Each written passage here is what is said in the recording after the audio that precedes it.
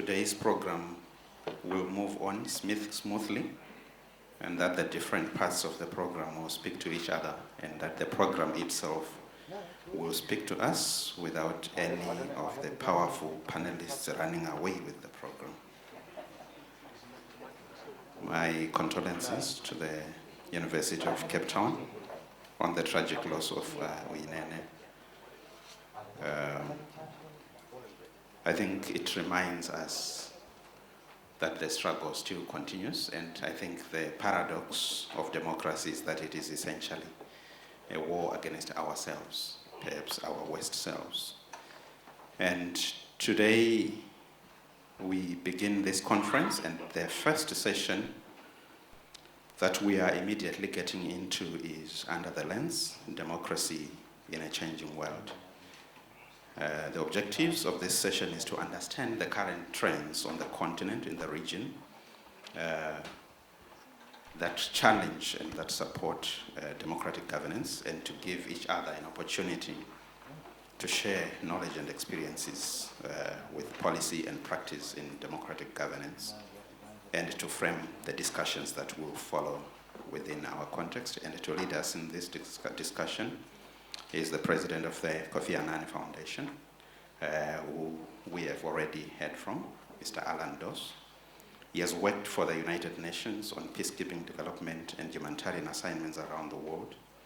These assignments included UN peacekeeping appointments as the special representative of the UN Secretary General in Liberia, in the Democratic Republic of Congo, as well as the Deputy Special Representative of Humanitarian Coordinator in Sierra Leone, and Principal Deputy Representative in Cote d'Ivoire. Among other posts, Alan has served as Director of the UN Border Relief Operations in Thailand, which was set up to assist people displaced during the war in Cambodia.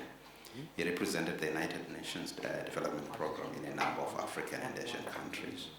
He was also the Director of UNDP's European Office, and from 1997 to 2000, he served as the Director of UNDP in New York, where he coordinated the implementation of Kofi Annan's reform on UN operational activities. During that period, Alan oversaw the preparation of the Better World for All report, a foundational document for the Millennium Development Goals. Alan has written a number of articles on development and peacekeeping, and frequently speaks at international fora and events, and is an associate fellow at the Geneva Center for Security Policy. We were quite privileged to spend some bit of time with Alan yesterday, and I am hopeful that the next session is going to be mind-opening. Please welcome Alan Dos, the president of the Annan Foundation, for the next session. Well, thank you for that introduction. And I did have a chance to speak earlier, so I'm going to try to be as brief as possible and let our participants, distinguished participants, speak to the subject, which is under the lens, democracy in a changing world. We've set 3 objectives for this discussion. First, to understand current trends that challenge or support democratic governance in Central and Southern Africa.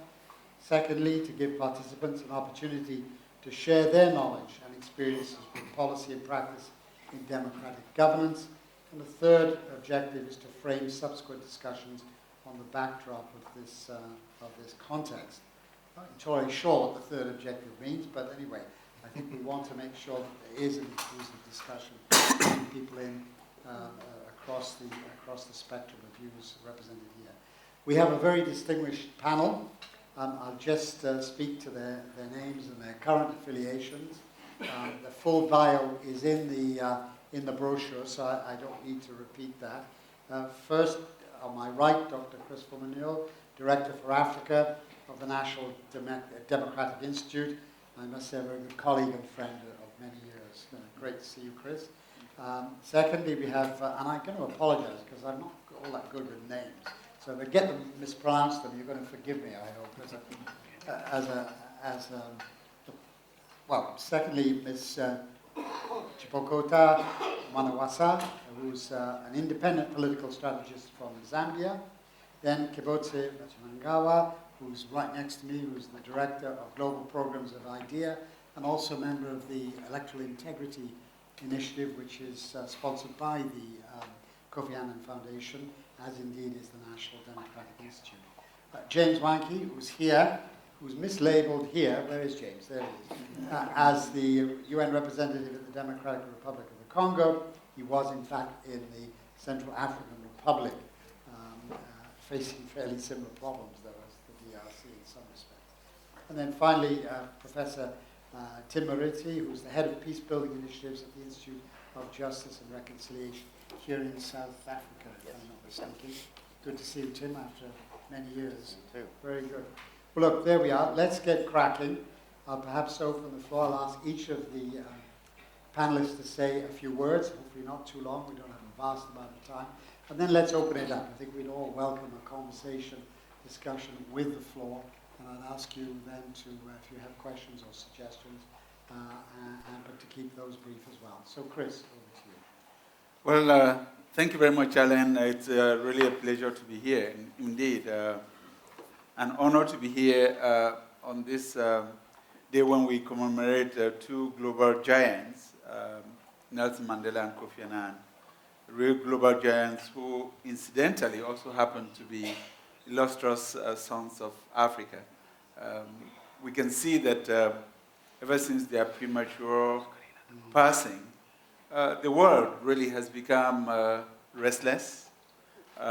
It's floating as a rudderless ship because the values that these two great giants held, the values of human dignity, peace, development, the values of tolerance, and other democratic principles are now in some ways fatherless.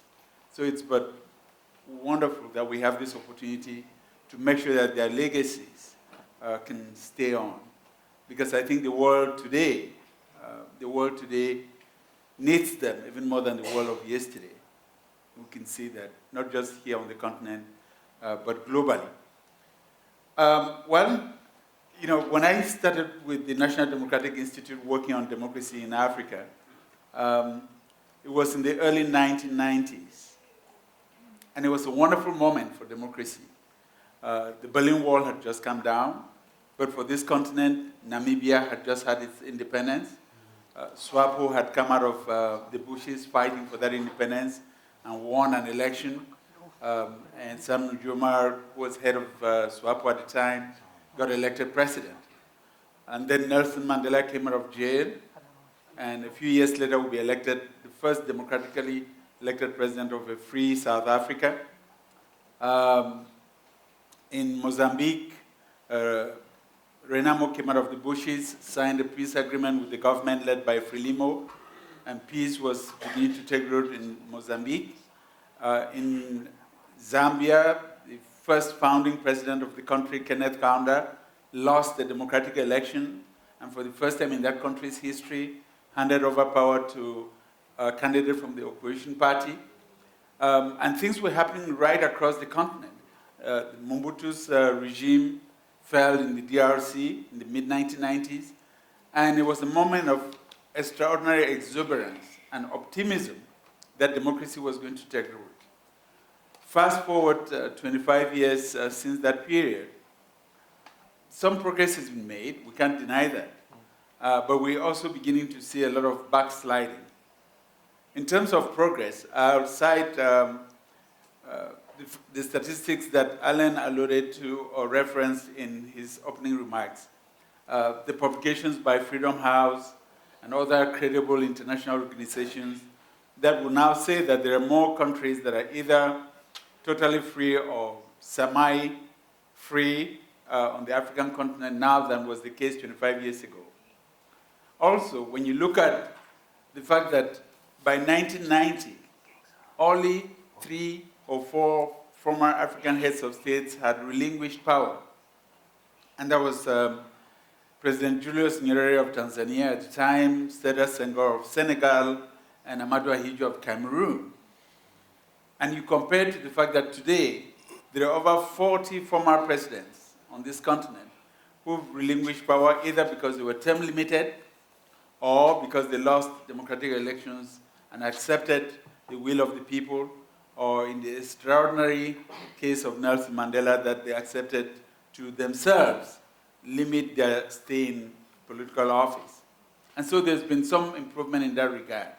We've also seen some improvement in terms of women's engagement in politics, although we still have a long road to travel in that regard. The continent has had its first democratically elected president in the person of Ellen Johnson Sirleaf, who was elected first in 2007 and re-elected for a second term. We've had President Banda in Malawi, who served because she was in the line of succession as a vice president and then succeeded the president when the president passed away. We've had Catherine Samba Panza in the Central African Republic, who came into power under extraordinarily difficult circumstances for the country and was able to lead the country through a 2-year transition that ultimately, or that culminated in democratic elections. So increasingly, we're also seeing other women aspire to very high office. It happened here in South Africa just last year, and not too long ago again in Malawi.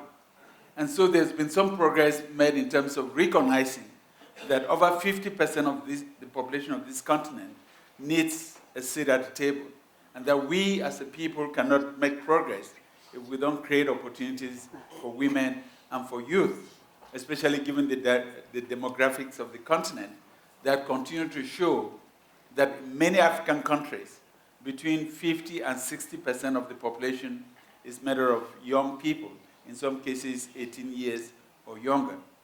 We've also seen tremendous progress with regards to the engagement of civil society organizations across the continent, taking advantage of opening political spaces to advocate for good governance and for respect of democratic principles. Something that didn't happen 3 decades ago when most of the continent had one-party states or military regimes. That said, I think we still face a number of challenges, and I'll just end with the challenges and have other colleagues on the panel chime in as well. The first challenge is that a lot of the change has been very superficial.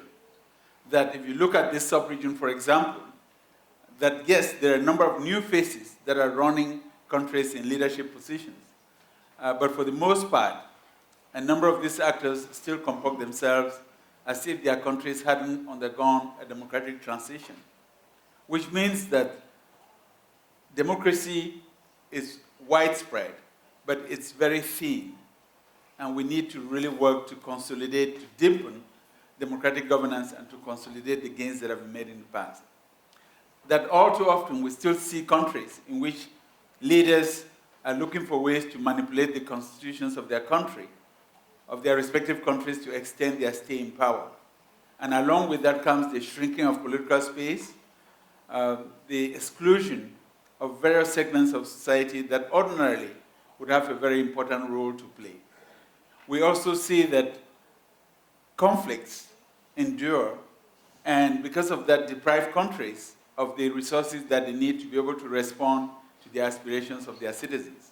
That's why when you look at the Afrobarometer surveys, you see that a vast majority of Africans continue to believe in democratic governance, continue to believe that democracy is the best form of government for their respective countries, but a very low percentage has confidence that their leaders are able to deliver services or deliver the democracy that they expect.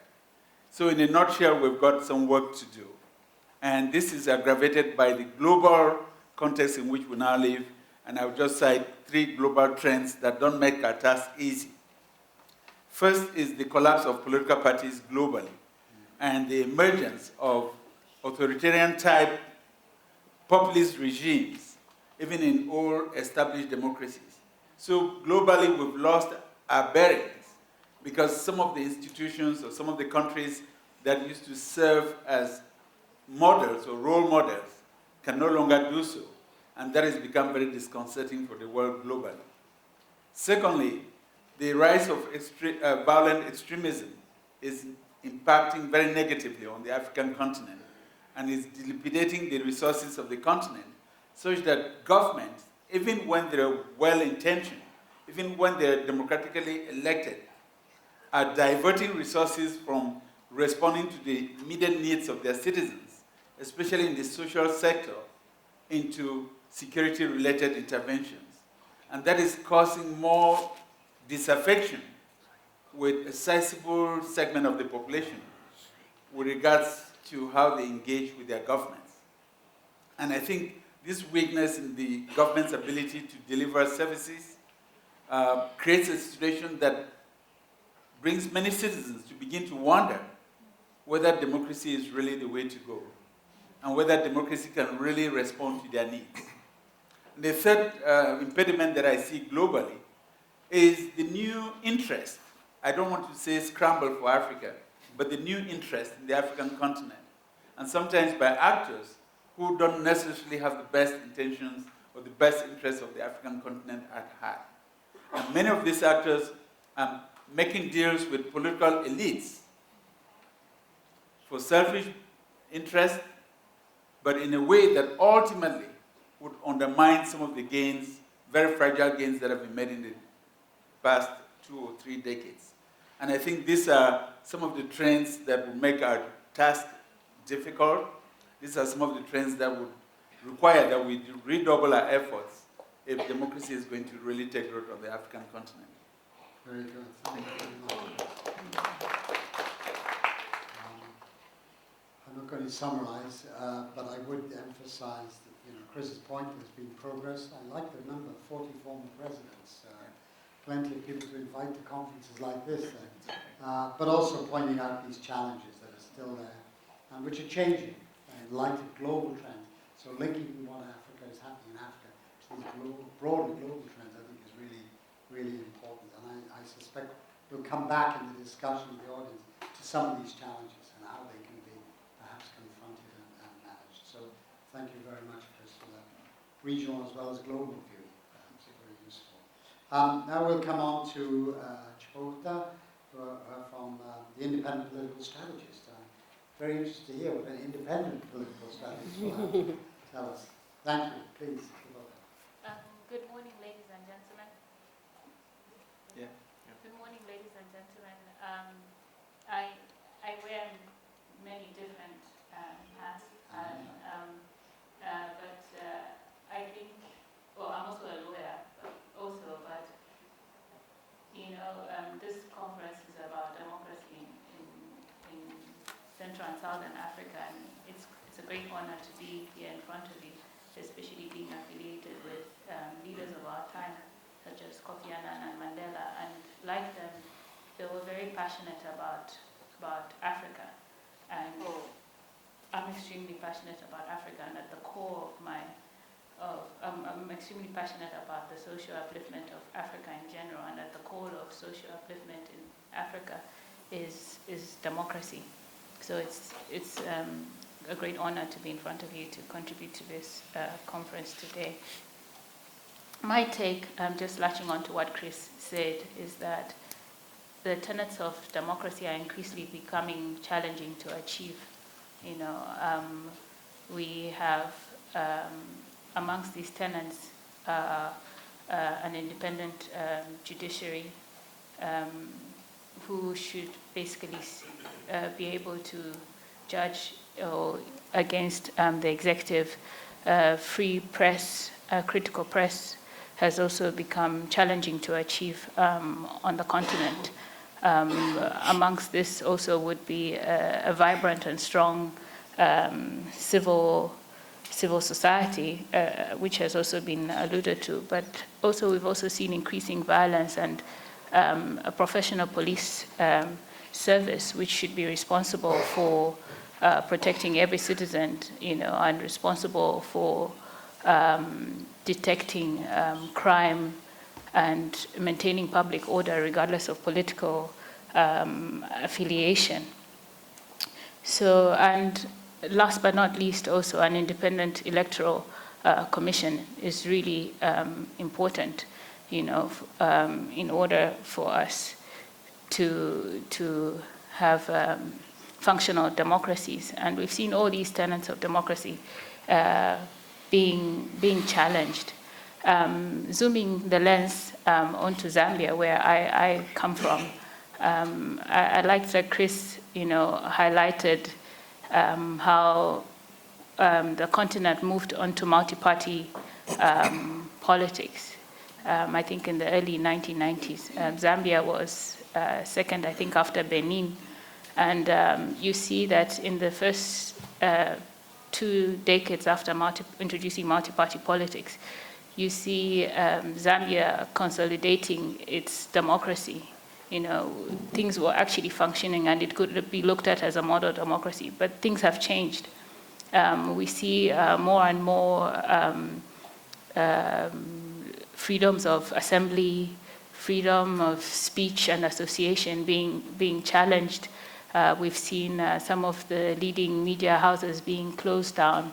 You also see laws and scrupulously amended constitutions, being used to justify undemocratic practices. You see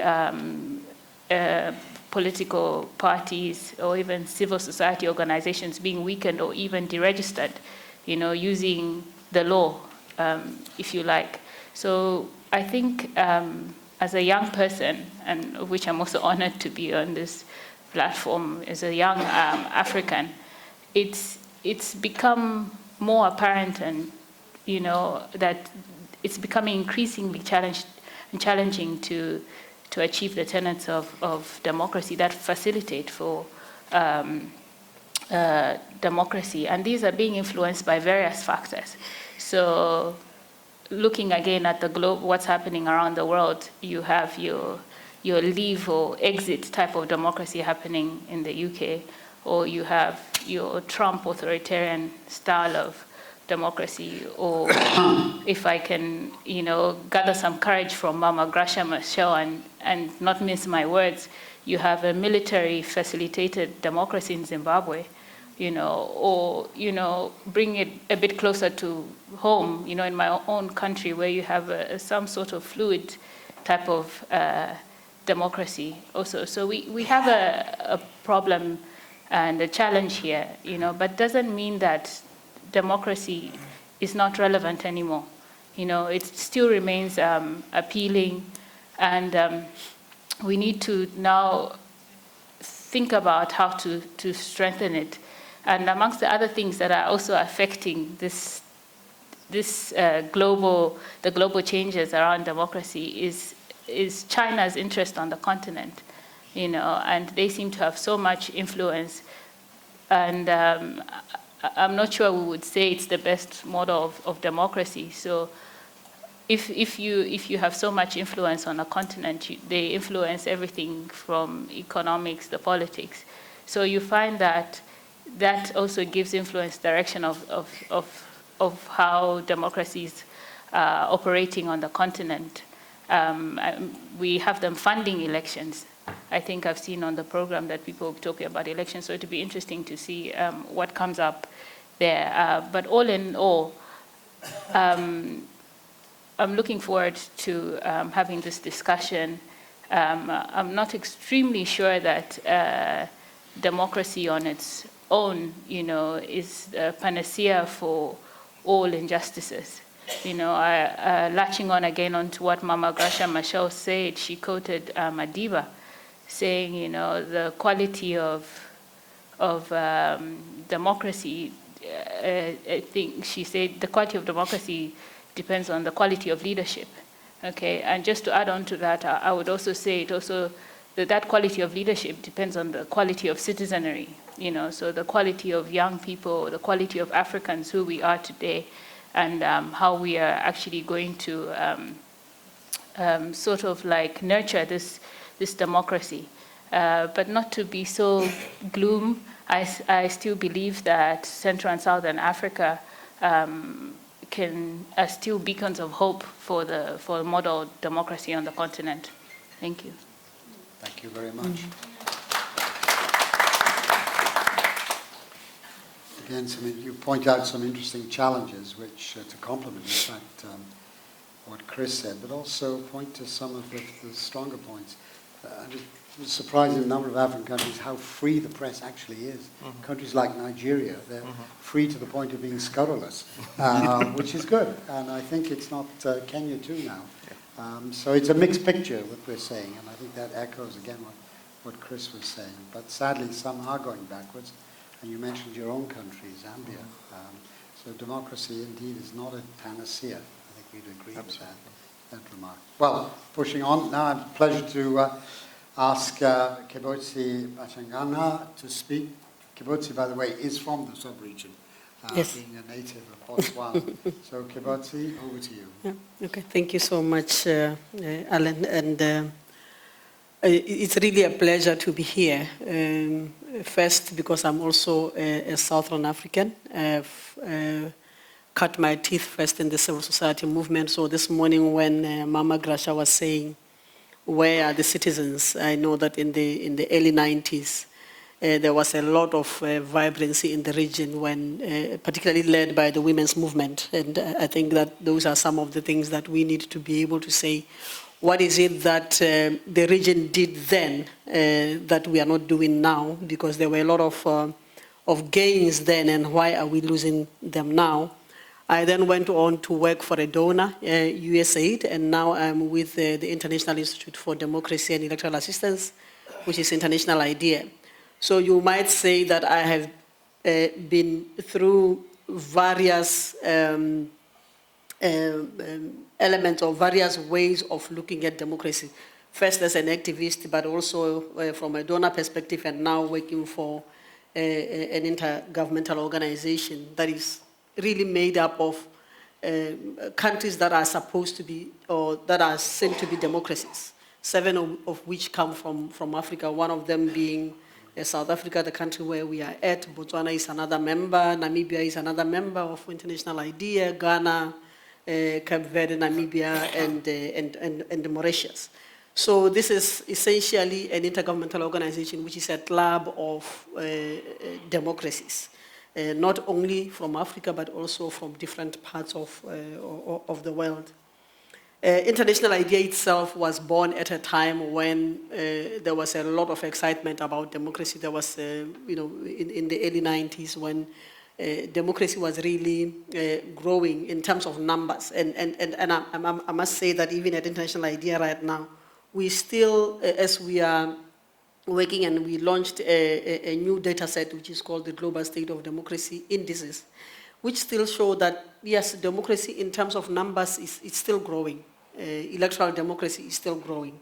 But it is the quality of democracy that is actually challenging, what is people are looking at now. What we are seeing today is really not a challenge to democracy as a system of governance, but rather challenging the quality of democracy, because often, and I think a lot of times in the past, even the international community was quite happy with just, countries going to elections every 5 years and being called democracies. But now citizens are saying we want to see much more than just going to the polls every 5 years.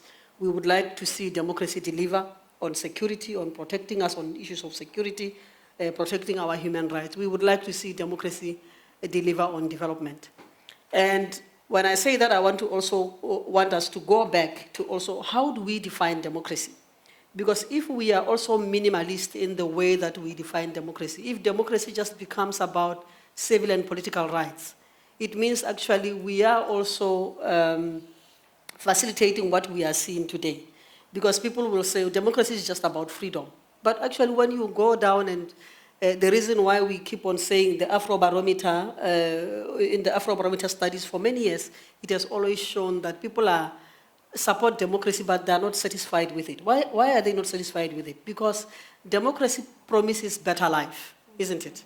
Democracy doesn't just promise that, okay, you are going to be free, you are going to cast your vote, and then you keep quiet, you will be free. It also says you will live a better life. So people support democracy because they expect that, unlike authoritarian regimes, it will provide something much more than just freedoms. It will also provide them jobs. It will also provide. So what we are looking at today is the issue of the quality of democracy. Like I said, at International Idea in 2017, we launched the Global State of Democracy data set, which you can access online. And there we use a what we think is a comprehensive conception of democracy that looks at issues of how representative the government is, issues of fundamental rights. And there we are not just talking about civil and political rights, we are also talking about economic and social rights as well as cultural rights, because these rights are supposed to be indivisible. So if we are defining democracy and we are living social and political rights, and right now in the democracy landscape, we are even seeing countries that are even living civil and political rights and just going to social and economic rights and saying, you know, we just want developmental states, we do not want democracy in terms of freedoms, but if we are just providing you food on the table, you should be happy. But then it actually shows that the two models are, if you are just defining democracy as a civil and political rights, there will always be something missing because people want to see more. But if you are also defining democracy, just the new developmental states where they just want to say, okay, we give you social and economic rights, and then you are not even walking, there's still a problem because people still want to see those freedoms, they still want to see their human rights protected. Another area that we look at is on checks on governments, which is actually an attribute that looks at the issue of accountability, for example, issues of corruption, and how enforceable or enforced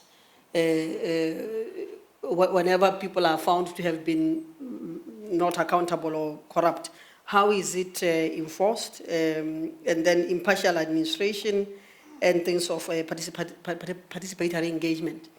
And our analysis of the 2018 data of the Global State of Democracy Indices shows that indeed, in terms of quantity, democracy is growing, and Africa and Asia actually lead the pack in terms of the number of democracies that are, the growth in the number of democracies.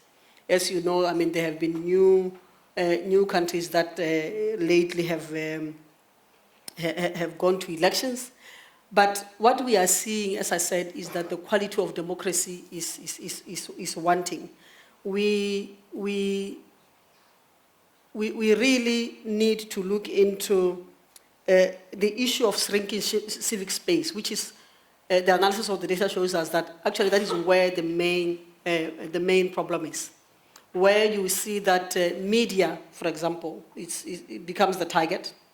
Civil liberties becomes the target, freedom of speech becomes the target. Those are the three areas where globally you see that there is a lot of negative impact, and which is actually bringing the quality of democracy down. And then also we as others have already said, the rise of populism. And I think we need to not just talk about the rise of populism, but to say, why is populism rising?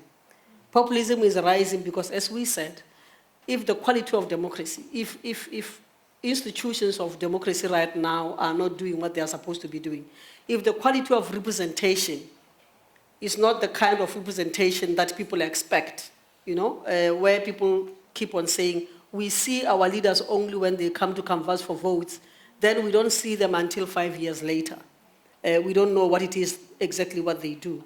If we in that sense, then it means that we are creating avenues for populists to also use this, use the lack of protection of human rights, the poor performance of democratic institutions as an avenue to come with, to promise quick solutions to actually complex problems.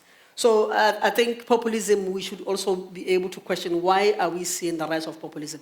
It's because democratic institutions and processes are failing in some ways. And also the questioning of multilateralism. I mean, we are seeing it, the Trump, what people now call the Trump factor, where he's undermining, you know, multilateral institutions. We are seeing issues of Brexit. But we are also seeing even regional organizations and sub-regional organizations that are not protecting democracies, because one of the areas that perhaps we need to also interrogate is to ask the question, is democracy anymore just about what happens within the nation state? Because it isn't. Perhaps we also need to interrogate our conception of democracy. Democracies are not just about people within a country.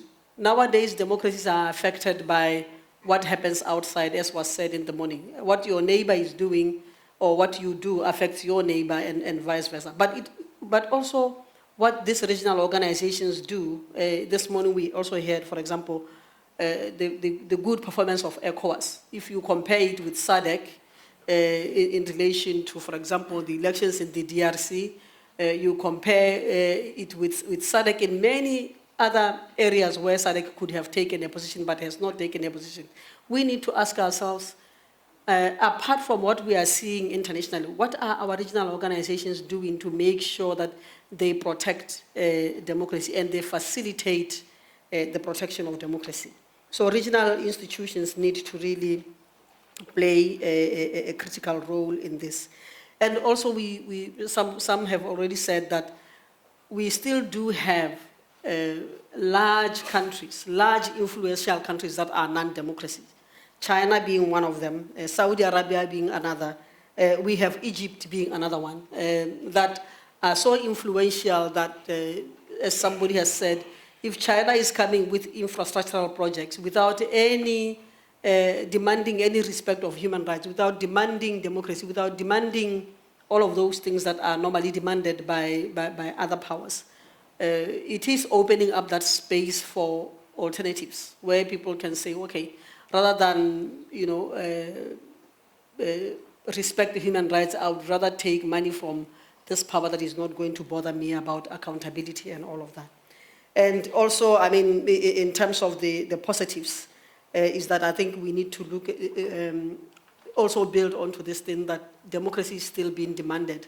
We are seeing high participation of citizens that are pushing back on authoritarian powers. I mean, we have just seen, even in recent times, what has happened in Algeria. We have just seen what has happened in Sudan, for example. One of my former colleagues, Abdallah Hamdok, is actually now the prime minister there. But if you look at it, it means that what Mama Grasa was saying this morning, I think there are very good examples around the world that citizens are actually the ones that are pushing. And for me, it is a very good example that as long as citizens remain active, that we don't only participate during elections and then we sit back, but we also have the responsibility that in between elections, as citizens, we are also actively monitoring and making sure that those that we have sent to parliament, the political parties, people talk about decline of political parties. If political parties don't have internal party democracy, at the end of the day, how do we expect them to go to parliament and start issuing out democracy when they don't have it within their political parties? So we need to also start looking at the quality of the political parties that we have, because it impacts on the quality of the policies and the programs that we will have that are coming out of parliaments. But also on the positive is that there are promising openings. What is just happening in Ethiopia in recent times is one very good example. In Malaysia, one very good example of some of the positive things. A lot of times in the media tends to emphasize the negatives. But I think that when we look at the state of democracy around the world, we need to also balance this, because if we keep on talking about the negatives, we are also, sort of feeding into this narrative that nothing good is happening, whereas actually there are certain positive developments also that we need to look at. I think I'll stop there in my two questions. Yeah. That's really...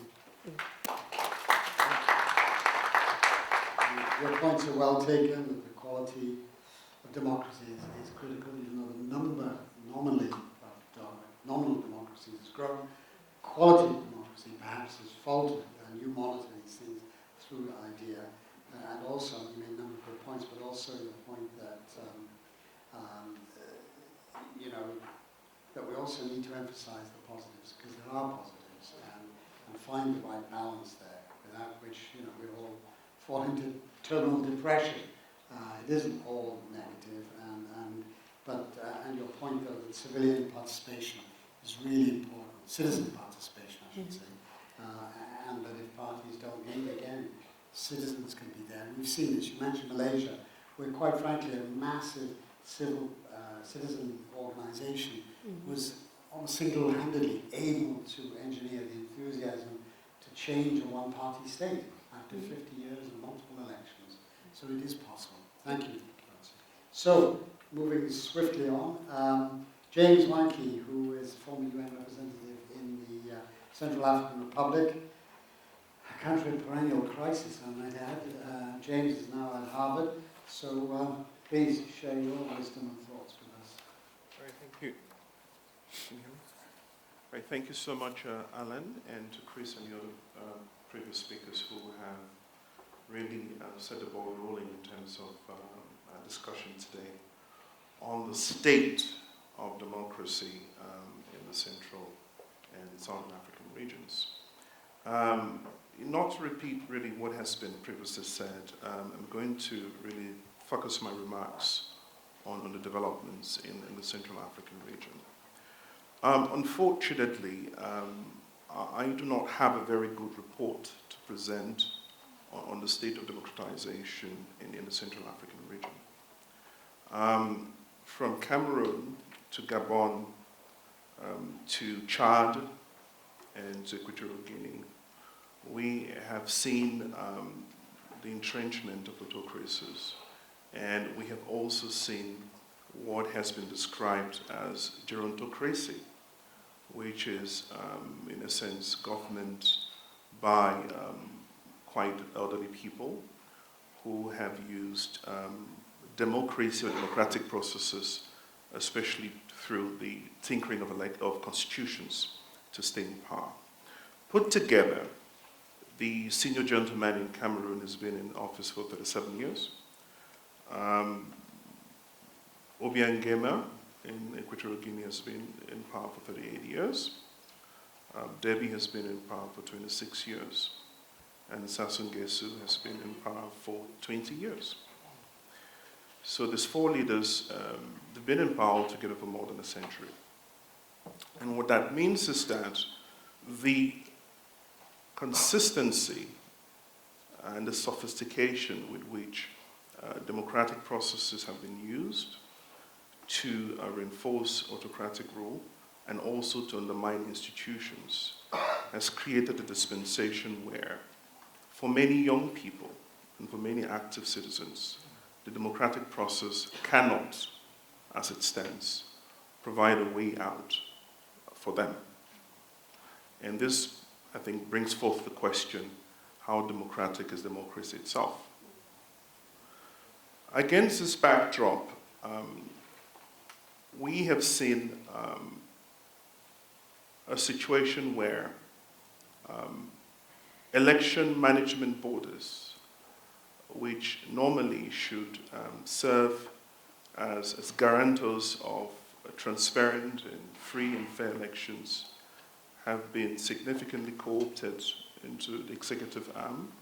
We've seen situations where the judiciary does not have the sort of independence it needs to have to serve as an arbiter in the process.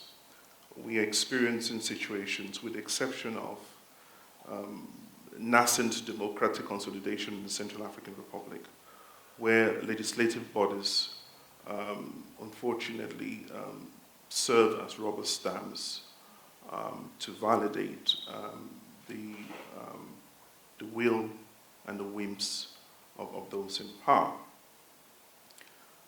Youth participation and engagement in the political process have been relatively stifled, to the extent where, unlike what's happening in the West African region, especially in Nigeria, I must commend the wonderful role which the Not Too Young to Run campaign, I think Samson is seated behind there, has played in ensuring that the political space is youth-friendly and that younger people have a greater say in the political process in the West African region. The Central African region, unfortunately, continues to lag behind. So for many young people, the political process is such that elections have become exercises in counting votes that don't count. And I'll just give you a few statistics to highlight my point. In Gabon, at the moment, the voting age, Article 4 of the Gabonese Constitution, Section B, says that under the conditions provided by law, all Gabonese of both sexes, 18 years of age, possessing their civil and political rights as electors, so they can vote. In Cameroon, Article 2.3 of the Cameroonian Constitution says that men and women of 20 years and above can vote. In Sao Tome, Article 57 grants the right to suffrage to all citizens of 18 years and above. And so they can vote. But in terms of standing in as political candidates, this is where it gets really interesting. In the Democratic Republic of Congo, you need to be 30 years and above to stand for office. In Gabon, Article 10 says all Gabonese of both sexes possessing their civil and political rights need to be at least 40 years of age. In Cameroon, Article 6.5 says candidates for office of the President of the Republic must be at least 35 years of age.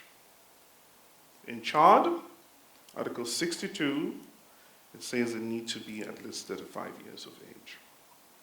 So the situation is such that we understand and recognize their responsibility to vote, but we do not yet recognize their responsibility to stand for office. This has to change, because for many younger people, the political process is still not a venue for them to exercise their rights. In terms of institutions,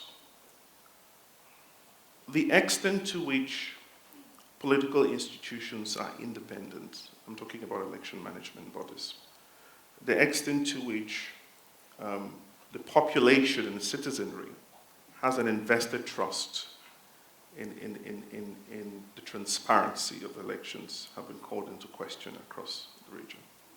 And indeed in Cameroon, as in Gabon and Chad, Bratton has made a quite remarkable observation when he has stated that political parties in Africa, unfortunately, in the Central African region, unfortunately, serve as forces for mobilization during elections, not necessarily as forces for representation. So you see the political parties active when they're mobilizing for votes, but you hardly really see them channeling the grievances of citizens to places where they need to be heard, and you don't see them acting as conduit pipes for mediating the social contract between the governors and the governed. So what is the other option? Unfortunately, we're having a situation at the moment where, because one, the notion of political leaders in the eyes of younger people in this region, and I'm focusing a lot on younger people because the current estimates in Africa from the United Nations, DESA, is that 70% of the population of this continent is below 30. So African younger people cannot be left out of the equation. And I'm focusing on the younger people because tapping their resources effectively can unleash development or chaos if we do not tap the resources effectively. So coming back to the Central African region, the blockage of the political space by what has been described as gerontocratic leaders, as leaders who are very old. And if I can use the word of the late Cameroonian revolutionary poet Bata Bissong, they are gerontocratic aristocrats, which means old people who are unfortunately more interested in graft and theft. It seems obvious to younger people that the only way to instigate change in the system is to do so by violent mobilization. And this is the broader narrative, the prevalent narrative, which we need to watch against. Because the increasing lack of legitimacy of the process of democratization as it is in the Central African region, and the failure of the so-called hybrid systems to deliver on the economic and social aspirations of younger people, it has created a situation where voter apathy and generalized apathy and mistrust in the dividends of effective engagement in the political process is creating a situation that is very dangerous. So I worry that the prospects for democratic consolidation in the Central African region is not promising. On the other hand, where I think we need to be seeing a stronger constituency of change is in terms of the ways in which the regional organization, ACAS, can open itself up in ways that accelerate integration beyond just integration of states into integration of people. And I've said the same thing previously of the African Union. We need to accelerate from an African Union of states to an African Union of people. And that really dives back, I think, in a very strong way to what Mama Grasta Machel said this morning, which is that citizens and civilians in Africa need to recognize the role they play as the sovereigns of their lives in the democratic process, and how to better exercise that role. So what can we do differently? And I just like to quickly state some 4 points, and then we can go back to discussions about this. The first is we need to try as much as possible in the Central African region to decouple election management bodies from political control. As long as they remain appointed authorities and technocrats in these bodies remain appointed by heads of states, then obviously their credibility and autonomy come seriously into question. So they need to be delinked and professionalized in ways that accord a perception of transparency in the management of elections. Secondly, more space has to be accorded to younger people in terms of the participation in democratic process. And one way that this has to be done is systematically through constitutional means, reducing the age at which younger people in the Central African region can stand for office. In the 21st century, where we are beginning to harness the potential, extraordinary potential of younger people, it is completely abhorrent for us to constitutionally hinder their capacity to contribute to the governance and the public administration of their countries. So let's dispense with the restrictions. What has to also be done, I must emphasize, is better systems that are in place in the area of early warning, in the area of civic discourse sensitization, to ensure that elections don't become periods where violence is expected.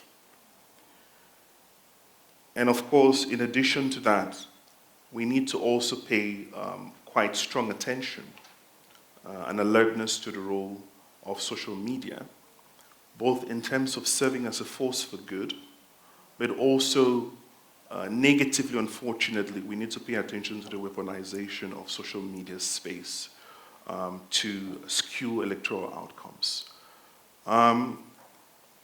These are the few areas which I feel perhaps we can look at, but Chris has already quite elaborated on some of the core aspects which, unfortunately, I do not need to belabor. Thank you.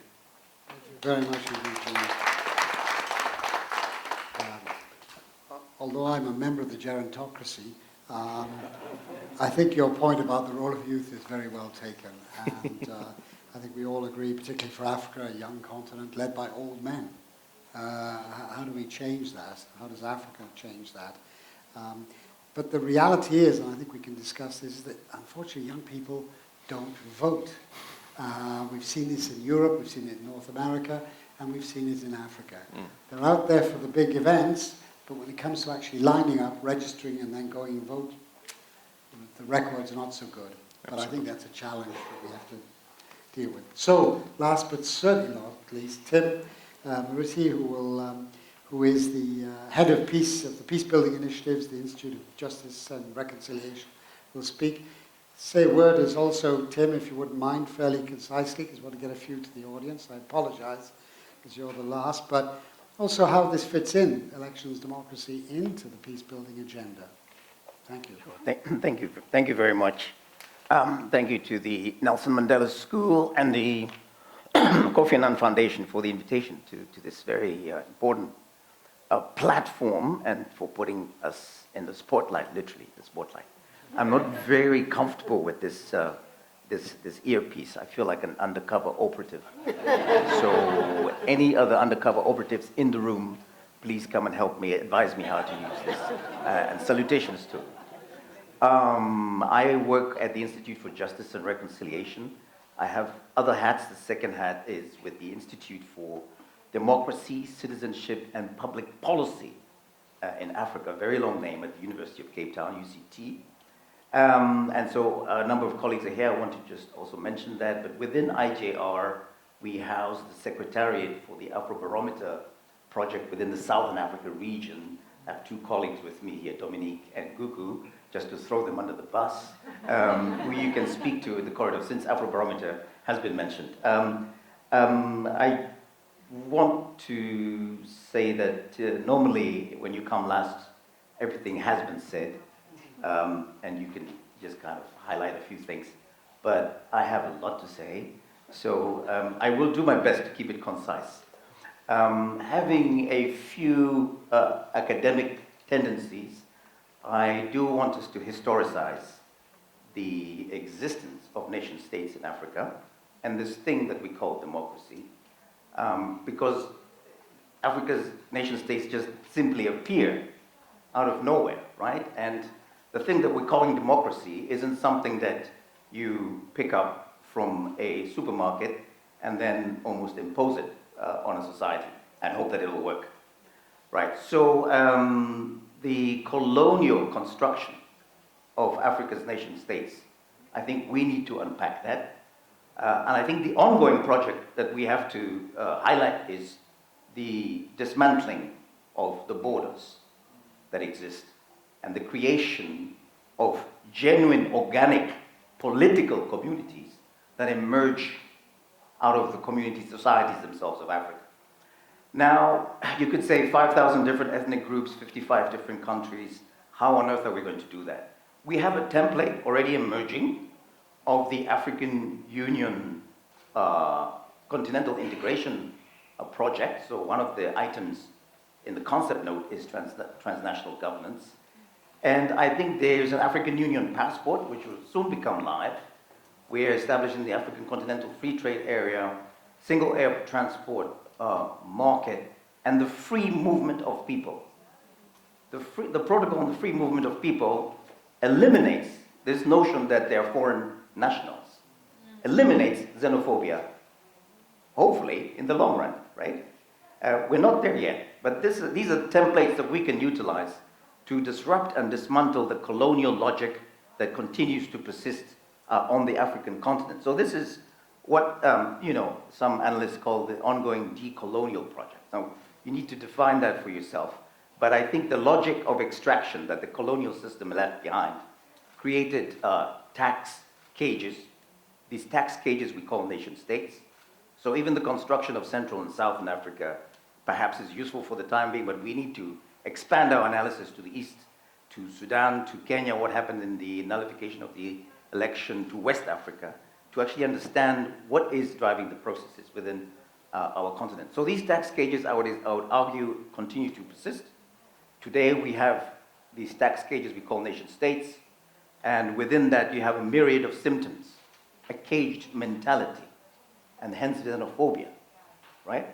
So if you don't go back and do a proper diagnosis, the prognosis you're coming up with is ultimately going to be incomplete. And I want to thank Mama Gracia Machel for pointing out that the reason we keep seeing recurrence of some of the negative processes of oppression and exploitation is because we've had an incomplete process of addressing the issues. Superficial, lip service approach to dealing with xenophobia, femicide, right, and other forms of oppression. So I think that project is extremely important, and on that note, I think the African Union's agenda is crucial going forward. From a policy perspective, this is what we need to be supporting and advancing. Linked to that is the issue of the underlying foundations of what we call democracy. The African Union has adopted a transitional justice policy. So you can Google that right away on your phone. You can download it. It's a short document, 26 pages. You can read it. But what that means is that the glue that is supposed to hold the society together, or the nation state together, or the region together, actually is not being, if you say, activated. And what is that glue that holds society together? It is, as the African Union Transitional Justice Policy states, dealing with the trauma and the woundedness of the historical oppression that people have endured. This is slavery, colonialism, apartheid, other forms of systematic violence and oppression, civil war, so on and so forth. This type of work is extremely difficult because the human tendency is to want to sweep everything under the carpet. And when you sweep everything under the carpet, it is when you get a recurrence of the violence that we see and the oppression that we see. So you cannot sweep these issues under the carpet. And this document is extremely important to leverage in policy circles and also from the academic perspective as well. And I would commend that document to you and encourage you to go and read it. To break down this notion of transitional justice very briefly, it could be understood as a very broad range of interventions, including recovering the truth, establishing a system of justice, redress, and accountability for the victims and the survivors, which means retributive criminal justice processes and restorative justice processes, and then reparations, which is a socio-economic process of, in fact, ensuring that people can live and put food on the table. And then the most difficult section of this transitional justice interventions is the institutional reform, where you have governance reform, constitutionalism, judicial sector reform, and the security sector reform. If I say the most difficult, is because the securocrats who are now rolling back democracy across the African continent do not believe that citizens should be involved in engaging in security sector reform. But yet South Africa stands as a model of a country that utilized a citizen insights and knowledge to advance the security sector reform in South Africa. And you think the question of why are the weapons being utilized to oppress citizens in Zimbabwe, in Zambia, even in South Africa, it is because we have not fully engaged with this issue of security sector reform, and the rise of securocrats needs to be pushed back against. And I think linked to that, very quickly, is the corrosive function of money in the system. Here we are dealing with state capture, the Zondo Commission, right? State capture is a phenomenon across the entire African continent. It's not unique to South Africa. South Africa has highlighted because it actually has an open process that has now compelled the citizens of this country to engage with it. But state capture is very much alive in most of the countries in the Southern African region, the rest of Africa. Think Sonangol in Angola, think the platinum and diamond extraction in Zimbabwe, think of the role of the Chinese, the Russians, but historically also don't forget the role of the West in the exploitation of these countries. So what's the challenge? The challenge is tracking down where these illicit flows of money are going to. They're shipped offshore, evidence in the Panama Papers, evidenced in the extractive networks that exist within the African continent. Just to give you some numbers very quickly, estimated debt burden within Africa to external actors is about 300 billion, 350 billion over a number of decades. Estimated net outflow of funds from Africa illicitly, $1 trillion US. We could have paid all of our debts. We could all be living with schools, infrastructure, education, so on and so forth. Very quickly, to end, I can see Alan is now hovering all over me. Just to end, we're not going to be able to sort out that illicit flow of resources, financial networks. Important to read a book by Thomas Saxon called Treasure Islands. The corporation of the City of London is separate from the actual larger municipality of London. That corporation is a private company that is linked to all the offshore islands of the United Kingdom.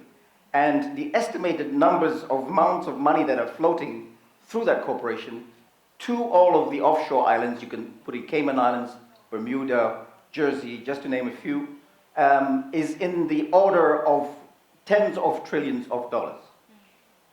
That's how much money is floating around, right, looking to make more money. And here we're talking about lack of funding. So it's important for citizens to be aware of this. You can't deal with this stuff by yourself, so we need the solidarity networks to actually push this agenda forward. And then to conclude, something for the Kofi Annan Foundation to help us with is to actually look at how we can also bring democracy to the international level, to the global level. We're talking about local democracy, all these nefarious activities taking place, and we have no global oversight system for the rampant chaos that is now unfolding and the increased mercantilism and national chauvinism that's coming into play. And so the United Nations system itself, I would say, needs to be dismantled. That would be a very strong word for most people, and replaced with another new system, a 2.0.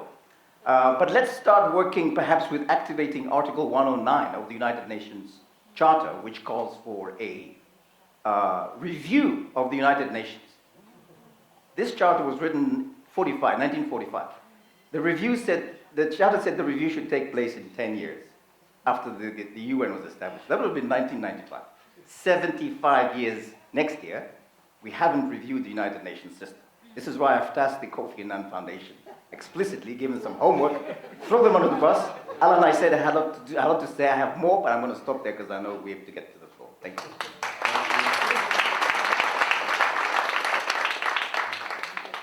Right, thanks, Tim, for that proposal. I'll get right to work in the morning, overhauling the UN system. But I think you do make a very good point that, let's face it, the UN is not it preaches democracy, but isn't a very democratic place.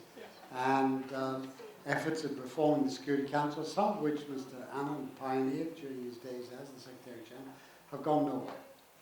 And I don't see any immediate change. And as a result, I think the UN is leaking legitimacy as a result of that. We the peoples is in fact we the governments. And until we change that and find different ways of democratizing the UN, then I think this problem will persist and it runs the great risk of becoming ever more irrelevant to people's direct concerns. And I think that is an enormous challenge. Unfortunately, the present climate doesn't favor change and reform.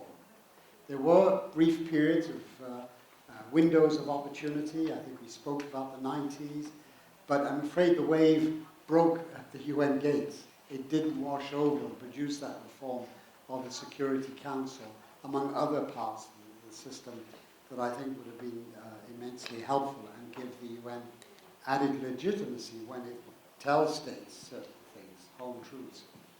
You rightly mentioned the corrosive impact of corruption, including in the electoral system, the influence of money everywhere in the world. Again, this is not just about Africa. We see it in some of the largest democracies. The emergence of oligarchies who control the institutions of the state I think is very dangerous, very damaging. And increasingly, I think in some of the wealthier countries, we are in danger of becoming plutocracies. And that, I think, would be a great, great setback. But even in the region, we know that money does count and is used or misused to advance electoral prospects. Well, I think you've got a great view of issues from the panel, from left to right, right to left, north and south. So now I'd like to open it up. I'm afraid I too am in the spotlight. I don't know what I've done to deserve this, but anyway, so I'd ask you all, I'd perhaps take 3 questions at a time, get you to keep them brief, please, keep them questions, no statements. We've had a very great collection of statements from the floor, from the panel. So let's see if we can take 3 questions, get some responses from our colleagues here, and then move on to another 3. So I'm willing to start. Yes, Jane is one. I'll take one. Jane, let me just make a note. Right. Jane. Who else? Any other? Jennifer. Where's Jennifer? Jennifer's okay. Jane, Jennifer. Can we have a third Jane? I saw somebody down there. Yes, please. Yes, I think that's Eva. Yes, Eva is there. Yes. Eva's from the Congo, by the way. She beats me up regularly for not being sufficiently attentive. Right, so, Jane, please. Hi, Jane, on programs with the elders. I'd like to ask the panelists for their analysis of, thank you, giving me a voice. How do you assess the role of the US and EU in democracy in the region? Do you see them promoting it or undermining it, or something more contradictory depending on the country? Thank you. Okay, and we go on to Jennifer. Yeah, thank you, panel, for the presentations that you made. Now, we have a body of scholarship present, and I think we need to interrogate the quality, the legitimacy, and the historic narrative emanating from the panel that is impacting on how we live as citizens. So how could we use these 3 words, quality, legitimacy, historical impact, and bring, we've got a narrative, and the narrative runs from, as the gentleman said, right with the original beginnings to Africa, and we are now sitting in this room in 2019 talking about what has gone wrong with democracy in Central and Southern Africa. So how can we tie these threads into something that's workable, acceptable, and actually forms a basic tool or instrument that we in the Central and Southern Africa and the continent can function properly under democracy? Thank you very much. Thank you, Jennifer. And then Ed, s'il vous plaît. Merci. Rapidement, 3 petites questions. À Madame Machangana, elle a dit que comparativement à ECOWAS... Attendez juste un instant, Ed. Oui. Ah oui, là. Excusez-moi.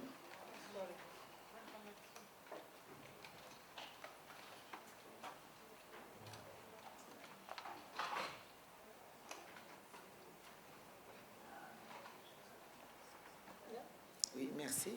Alors, comparativement à ECOWAS, la SADC aurait dû prendre des positions fermes sur les élections en RDC. Est-ce que c'est trop tard? Qu'est-ce que vous suggérez?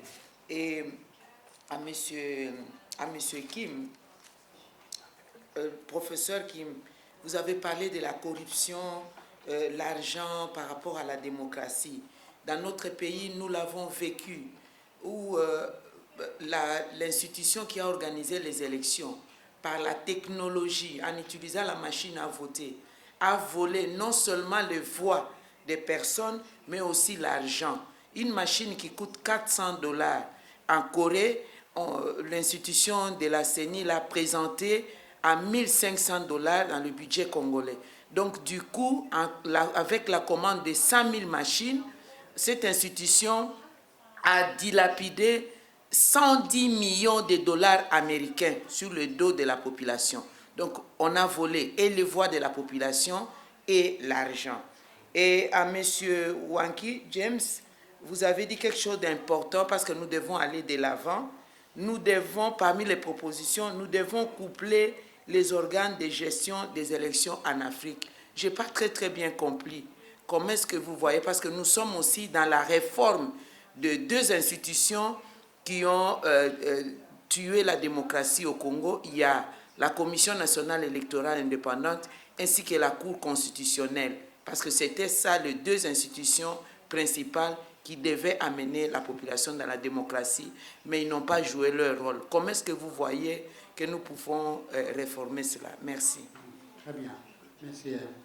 Alors, so Jane's question about the role of the United States and the EU in democracy, the promotion of democracy.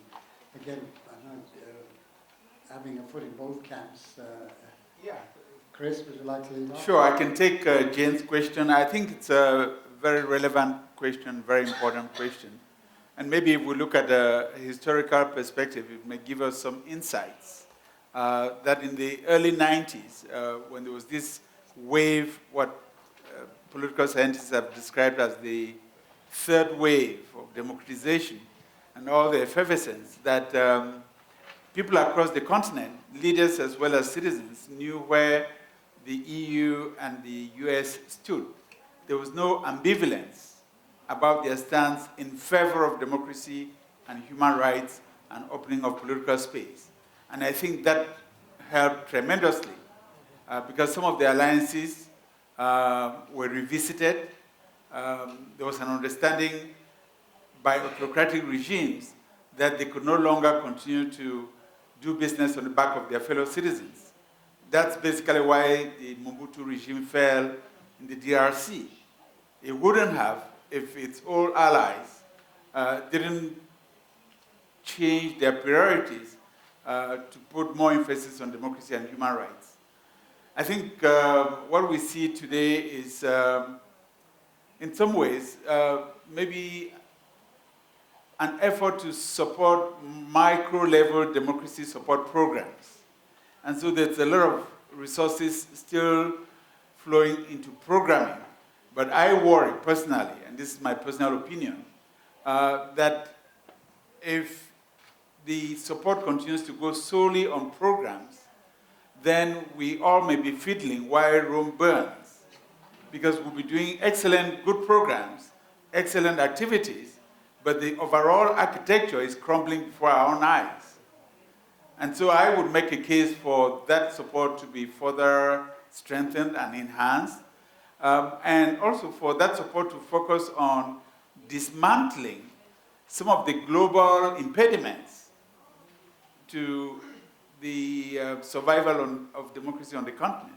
I mean, we talked about those international trends, the negative trends. I think those negative trends ought to be addressed head-on by superpowers such as the US and the powerful body that the European Union is.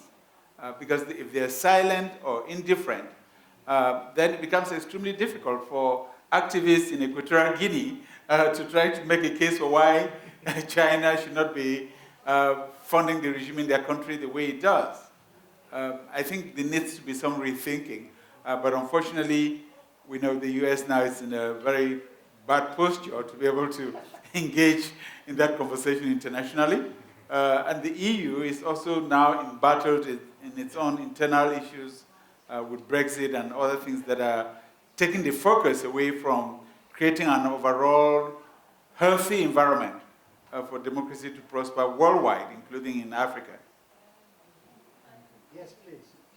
Maybe just to add on to what has already been said in response to Jane, it goes without saying that the EU, the US superpowers, and world superpowers, and they lead in terms of influence.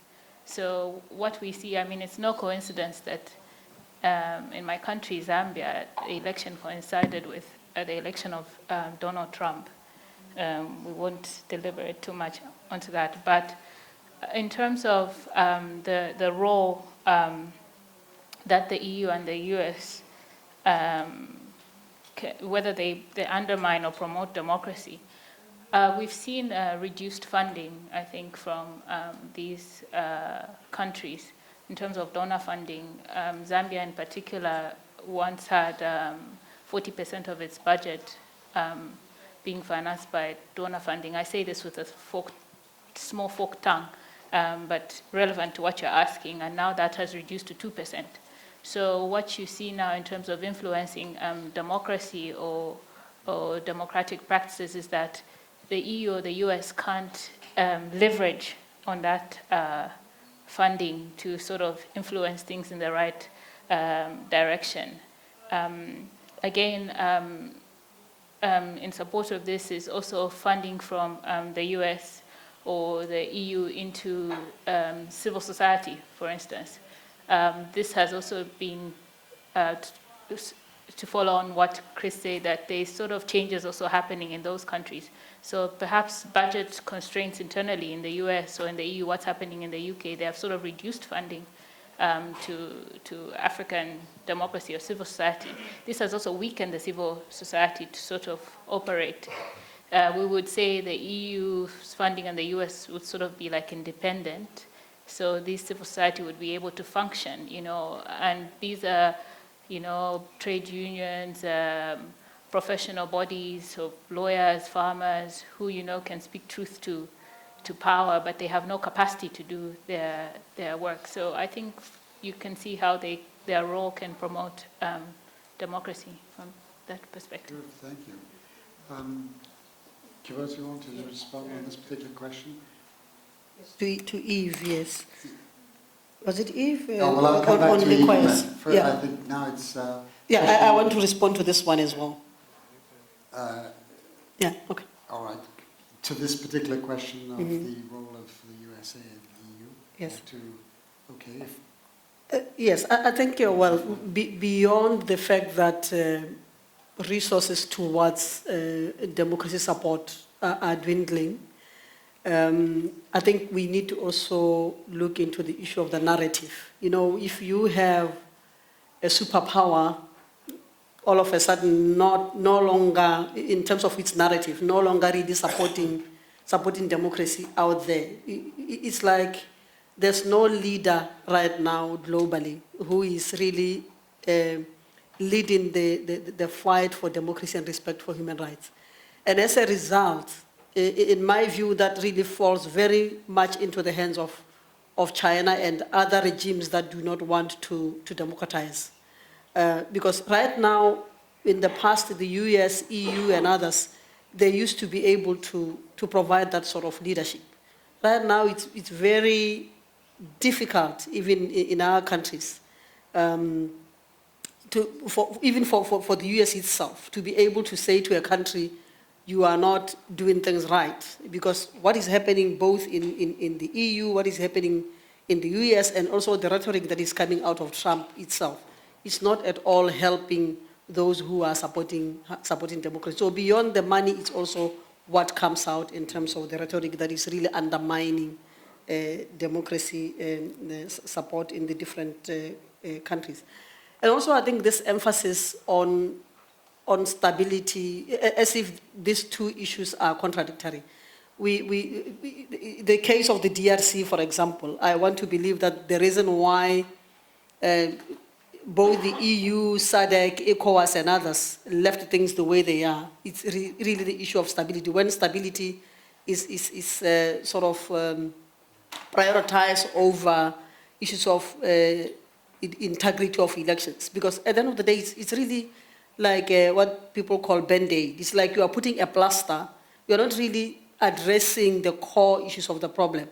Because stability until when? Because it might be stability for now, but maybe 5 years from now, that stability will not be there. So I don't know whether it is late for ECOWAS to intervene, but I don't see them reversing what has already been agreed. What at this point in time, whether it's SADC, whether it's ECOWAS, whether it's AU can do, is really to assist the DRC to begin to address what are the core issues. Because elections, yes, elections for me in the DRC and and other countries. It's really what has happened in terms of the DRC.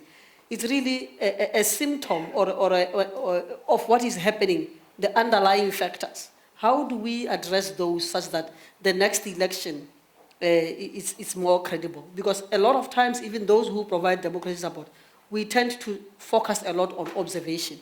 What happens in between elections? How can we work with institutions in the DRC in a way that in the next elections, in between elections, because election of observation in a way, it becomes an event.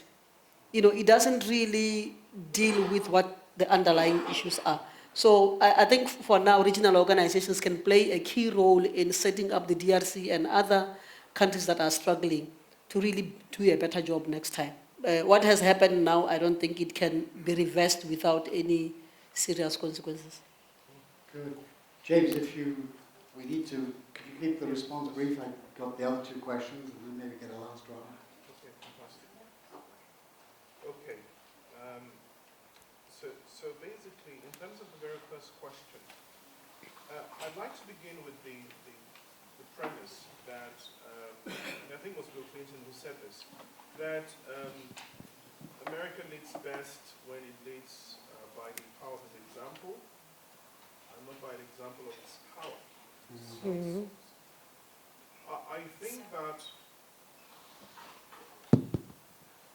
I think that certain historical antecedents, like the mishap of Iraq and the situation over Libya, and the sort of backlash over the experimentation of implementing democracy through the barrels of the gun, have really sapped out a significant amount of moral capital from the United States, and such that I don't know that in terms of suasion, America still has the high ground to prescribe democratic solutions and alternatives to other countries. This obviously is something that has to be rebuilt, and it has to be rebuilt through the power of the American example. But so to that extent, I feel that the sort of assistance, the role that the US and the EU can play, the other two speakers I think have addressed it to a greater extent, some other aspects of this. But I'd like to just focus on the part that they can play a better role by the example of their politics and their strategy towards Africa. So far it's been geostrategy and economics as the driving force, and we all know that. China is mounting an offensive in that respect internationally. And what that has done with the incursion of China is, I think it's created space for us in Africa to retreat and ask ourselves, what is it we want? Because we cannot continue in an unsustainable model that builds democracy in our continent in a way that drives on European and American steam. It must be entrenched within our context. It must be sustained by our ideals. It must be within our own mindset and financing to see how we can entrench and build an African model of democracy. So that's about the very first question. Okay. Thanks, James. Well, we'll pass then to the second question from Jennifer, I think it was, who asked about the quality and the legitimacy and the impact of elections. And she said, what has gone wrong? And how can we make it workable? And what practice can be used? I hope I've summarized your question, Jennifer. I hope that's more or less how you phrased it. So I'll just, perhaps, Tim, do you want to start off, as you haven't spoken yet? Sure, thank you. On the question. Thank you very much. I was wondering if you were cautious about handing me the microphone. I will do my best to be concise.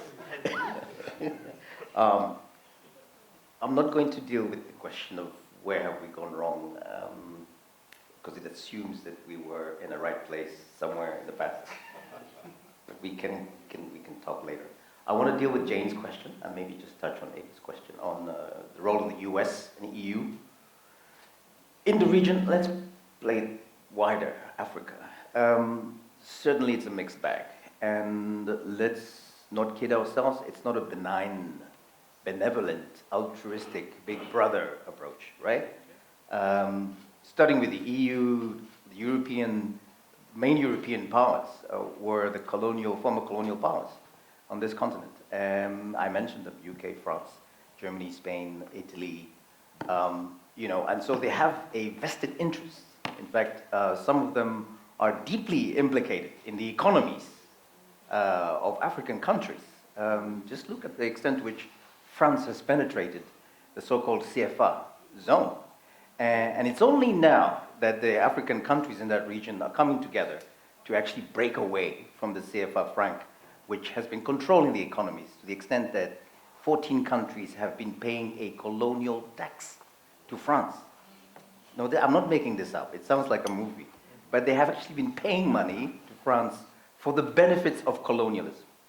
So I have to historicize this to give you some context. Yes, the EU now is this entity that promotes democratic governance, rule of law around the world. So maybe you could say the EU's agenda is less, if you will, intrusive and direct in terms of control. The US really hasn't changed its spots. It's exactly the same beast. Perhaps now it's a beast on steroids with America First agenda, which is out of control. A strange form of national economic chauvinism, mercantilism, as I mentioned. But the US's role is clear. US, Soviet Union divided this continent in the Cold War period, and they divvied up. African leaders played along. They played each side to their own advantage. So this chaos we end up with is something that came from there, right? Mobutu Sese Seko, who's been mentioned quite a few times, and the DRC Congo, that was a CIA operation with the Belgians to eliminate actually democratically elected Prime Minister of the Congo, the first democratically elected Prime Minister of the Congo. And since then, the DRC, in fact, has never had a democratically elected leader until, you could even say now, but after what Michelle told us, maybe not even now. Right, so it's a corrosive presence. It is a self-interested agenda. It's an extractive agenda. There's a direct flight from Luanda, Angola to Houston, Texas. It's not sightseeing that's going on there. It's oil trading. And Angola is one of the largest economies in terms of oil development in the region, which has undermined democracy in Angola. Okay, you can say now there's been a transition, but is there really been a transition? Maybe there's some movement in the right direction. So it's a highly corrosive reality. We don't want to deal with this, almost hope that it's an illusion. It's not an illusion. If we actually look closely, we'll see certain forces at play across the region. Very quickly then on the electoral machines, which came from Korea at inflated prices, $100 million. It's ridiculous. It's just crazy. So it's a comment. I'm totally acknowledging that, but I want to just then dovetail slightly into the role of these electoral processes, which we think are free and fair, but in fact there's a high degree of cognitive manipulation going on. Think Cambridge Analytica, right? In fact, this documentary, The Great Hack, on Netflix, you should watch it.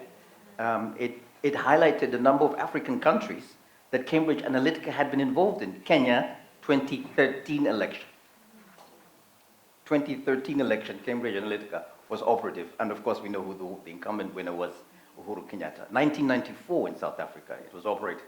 So what was it doing here in 1994, right? So it's important for us to be aware that there's some degree of cognitive manipulation going on. When the machines come, and they're all this sophisticated tech from our Asian tiger brothers and sisters, and they have within them programs, algorithms, that in fact subvert the will of the people, we have to be concerned about that. So I think we really need to develop indigenous systems if we can, and not continue importing them from our external partners. Alan? Very good, thank you, Tim. To wind up on both Jennifer's question and the outstanding point from Eve, which is, her point, and I think she addressed it to Keboitse about ECOWAS and SADC, that ECOWAS had been had some success in influencing the ambiance of the electoral processes in West Africa, how come SADC can't do the same in Southern Africa? Respond. To address it to? She addressed it. Okay. I wasn't quite sure you had. But James, you want to add something to that? To Eva? Yeah, please. I think my mic has Come back. Is it back? Okay. Well, thank you. About your question, first of all, in terms of the voting machines, let me just quickly say that at Harvard there is now a significant amount of research in a field called elections forensics, which is really good, and we've got a Senegalese colleague who is very much involved in that, how to use advanced levels of mathematical and cyber-based tools to detect elections and elections fraud. I think this is really taking hold, and we should look in that direction of developing African capacities in the area of elections forensics. They're very effective. Just to quickly respond to that. Now, in terms of election management bodies, I think when I was talking about delinking election management bodies from executive control, I was referring to the degree to which we can insulate the bodies managing elections from the direct overreach of the executive. And one way to do that is to make sure that they cannot be fired, or, well, even if they are hired, their hiring process is broadly participative to the extent where they cannot just be hired by a candidate or an incumbent, and of course certainly cannot just be fired by the executive. That's one way. Making sure that the rules in place and laws in place to insulate bureaucrats and the head of election management bodies from that. The second is finance. Do we have statutory financial provisions, constitutionally speaking, that equip these bodies with the financial wherewithal to conduct elections without depending on the executive arm for financing? We have countries, I won't name names, where, rather coincidentally, the head of the elections management body has had a very refurbished house just after ensuring that the incumbent won an election. Somebody in the Constitutional Court, I won't call names. But so the extent is, how do we ensure that the election management bodies, are insulated, politically speaking, from the overreach of incumbents or from political ideology, have the financial resources in place to also function without that overreach? And I think Ghana, for example, has managed a system which is effective, which you can look at. Obviously, no system is foolproof, but it's working. And I think Nigeria also is in the process of also creating a system that can at least respond to the basis of transparency. So that's just what I wanted to share. We would have to look at the Congolese context and see how to build, based on the reality of Congo itself, the sort of institutions that respond to, one, relative independence and autonomy from executive overreach, two, the necessary protection and guarantees by the judiciary, and three, the financial resources and independence statutorily established to make sure that these bodies are not exposed to the corrosive influence of the executive arm. Yeah, thank you. Thanks, James. I'd like, perhaps winding up as well, that I'll ask Chris to speak on that, because NDI has done a lot of work around the world with electoral management bodies and the problems and the issues that come up, which have been already mentioned. Chris? Thank you, Alan. I think that, this is one area that one would have put in the plus side of the ledger in terms of innovations with regards to election administrations across the continent. Because 2 or 3 decades ago, most elections were run by Minister of Interior or Minister of Local Governments. And so the emergence of election commissions, independent election commissions, gave rise to hope that now we would have independent bodies run by individuals who were not affiliated with either camp or either parties and maintain some distance from the executive branches of government. the performance has been very mixed. We've had some commissions in countries such as Ghana and even here in South Africa that have done extremely well. But we also had some commissions that have been less professional in their performance. And I think one of the recommendations we can make is to also be courageous enough to do the naming and shaming. And I think what was the recent decision by the US government to make public its sanctions against some of the individuals that were involved in running the last elections in the DRC, I think sent a very strong signal that if you are entrusted with responsibility to manage elections on behalf of your fellow citizens, if you do that job poorly because you are corrupted, then you'll be exposed to the rest of the world.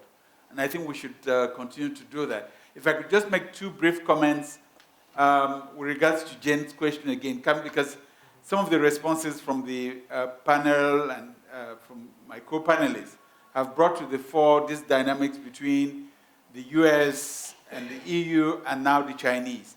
And I think that as a group, as we think through these issues, maybe we should give a lot more thought to Africa's place in the international partnerships of the 21st century. Because our continent is really grappling with these international relationships. The Chinese were with us during the Cold War, and they also ranted with Africans against neocolonialism and about the extractive nature of our relationships with Western powers. And now, the Chinese are doing exactly the same thing that they joined us in complaining about. They're extracting mineral wealth just in the same fashion. They're not creating private enterprises in the country. They're not creating opportunities for young Africans in the labor market. And they're doing exactly what they complained about 2-3 decades back. And so we probably need to give some more thought to how we manage those international relations.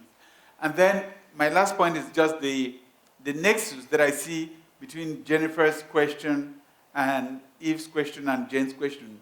Because when you say, where did we go wrong, Jennifer, I think it's a very valid question. It's a very legitimate question. And I will say that elections do not a democracy make, but elections are extremely crucial because they're linked to the question of legitimacy. And the more legitimate a government is, the more likely this government is going to be able to govern in a way that addresses the specific needs of its citizens. But a government that gets into power with very shaky legitimacy is going to cater more to the constituencies that got them in power than to the needs of its citizens. And I think that if we can put more emphasis in getting our elections right and electing leaders that have the legitimacy from the citizens of the country, we would increase the chances that these leaders would then work extremely hard to put in place the other pillars of democratic governance. And if we don't get that right, it becomes extremely difficult to talk about the independence of the judiciary to a president who was very poorly elected, or to talk about the independence of the election commission to someone who benefited because the election commission was incompetent and unprofessional, or to talk about freedom of the press and freedom of association to someone whose credentials are questionable in the first case. So I think we need to invest a lot, including citizens, not just in observation, not just in watching what happens on election day, but in terms of how parties nominate their candidates, how the election commission creates an overall environment in which citizens can contribute to meaningful elections, knowing that if we have leaders that are legitimate because they've come through a credible process, then those leaders feel they have a mandate from their fellow citizens and they're going to work very hard to earn and sustain that mandate. Thank you, Chris. Very quickly, I'm being told that we have to... First, yeah, on Jennifer's point, because I feel, thank you very much for touching, because I feel that we didn't really address it. But I think also it is an issue of, we need to rethink democracy assistance as well. Because we tend to, particularly for many who are in the democracy assistance field, we tend to work with these issues as if they don't matter to one another. For example, election assistance, political party assistance, parliamentary assistance, civil society assistance, without actually drawing the connections that need to be drawn between all of this. Sometimes, for example, political party assistance is one of the relatively very new actually areas of work where donors are increasingly becoming sort of, how do you call it, comfortable with it. But then the danger of defining these democracy support programs that sort of are so narrow and thematic without really linking them to one another is that you end up with wanting to support parliaments, whereas actually parliamentarians come from political parties. We don't look into political parties to say, okay, are they democratic? We don't look at the agendas of political parties when they are running for office. What are they running on and standing on? I'm looking at, for example, the elections in my country, Botswana, which is, you all know the country. But when we go into the social media platforms, a lot of the time people are insulting one another. And I keep on wondering, but how are we then going to keep at some, because the elections are on the 23rd of October. After October, how are we going to be able to keep the politicians accountable? Because during the campaign period, we never spent time engaging them on exactly what are their programs. We are busy insulting each other on Facebook, on Twitter, on social media platforms. So I think that we need really a robust approach to assistance such that somebody doesn't just stand because they are able to stand there and insult another one, but rather, what is it that you are going to do when you get in there? What are the programs of the various political parties? You know, internal party democracy, I think, is really key. I always say, you can't give what you don't have. You know, political parties can't go to parliament and give us democracy when they didn't have it before they went to parliament. I think we really need to look into this thing as a cycle rather than just this stovepipes. Good, thank you. The title of this topic, of this discussion was Under the Lens, Democracy in a Changing World. We were asked to facilitate a discussion interrogating the global landscape of democracy and governance, its implications on the continent, and the key challenges and opportunities. I think the panel has met the challenge. It was a really good discussion, and I'd like to thank them all and ask you to join me in applauding. Thank you.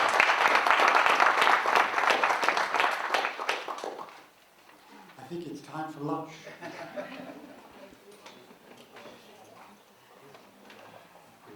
Thank you very much, Alan, for leading that conversation. Colleagues, you will agree with me that democracy has been put under the lens in the doc, and probably the picture is not very encouraging. It reminds me of the story of the Wailing Wall in the old city of Jerusalem. A journalist took an interest in that wall and visited to see an old man who had been said to be visiting the Wailing Wall for the past 2 decades. He decided to have a conversation with him on why he was coming to the wall every day for 2 decades. And the old man said to him, I pray every day that the children of the Jews and the Muslims, our children, will grow up playing together. Fascinating story. For 20 years, yes, the old man replied. And the journalist asked, so after praying on the Wailing Wall for 2 decades, every day, how do you feel today?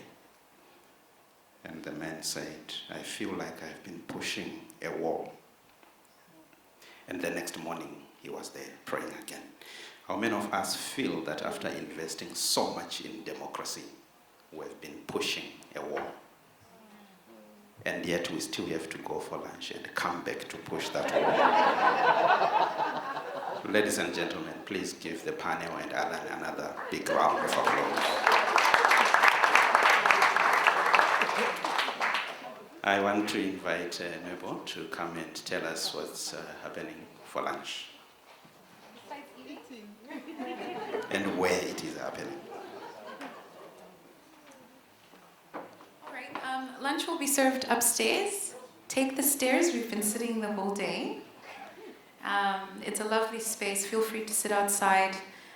We'll reconvene at 2 p.m. So we have just over 15 minutes for lunch.